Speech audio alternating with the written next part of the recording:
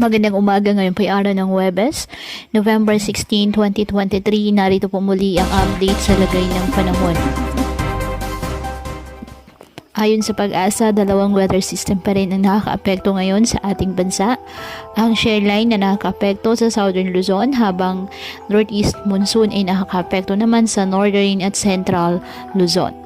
Kasabay po nito ng mga localized thunderstorms kung saan nagpapaulan po sa iba't ibang bahagi ng ating bansa. Habang patuloy pa rin po na minomonitor ang isang low pressure area na sa silangan ng Mindanao, ayon sa Pag-asa, mataas po ang tsansa possibility na maging bagyo ito, posible po ngayong araw. Tatawagan itong kabayan ng Pag-asa. Posibleng lumapit ang nasabing sama ng panahon dito po sa may Eastern Visayas at Bicol region area, na kung saan magdadala po ng mga pag-ulan sa iba't ibang bahagi ng ating bansa.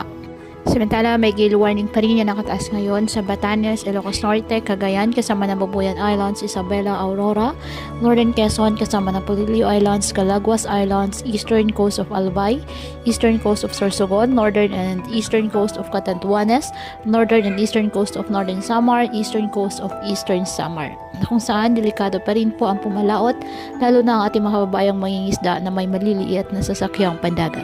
Ngayong araw, ang Cagayan Valley, Apayao, Kalinga at Ifugao ay apektado po ng amihan, kaya saan po dyan ang maulap na halangitan na may mahihinang pag-ulan. Ang Ilocos Region, nalalabing bahagi ng Cordillera Administrative Region, nalalabing bahagi ng Central Luzon, asahan po ang bahagyang maulap sa maulap na halangitan with isolated light rains dahil pa rin po sa amihan. Ang Metro Manila, Calabarzon, Bicol Region, Eastern Visayas, Oriental Mindoro, Occidental Mindoro, Marinduque at Romblon, apektado ng shear line, kaya asahan po dyan ang mga pag-ulan.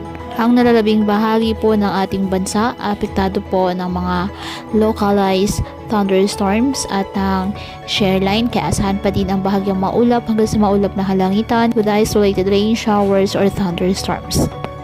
Kaya po patuloy po natin na pinag-iingat ang ating mga kababayan sa banta ng mga pagbaha at pagguho ng lupa, at ugaliin po na magdala palagi ng payong o kahit anumang panangga sa ulan kapag lalabas ng ating mga tahanan. At yan po muna ang update sa lagay ng panahon ngayong araw. Muli, patuloy po tayo na mag-ingat at palaging tandaan, God loves you. Stay safe and God bless you.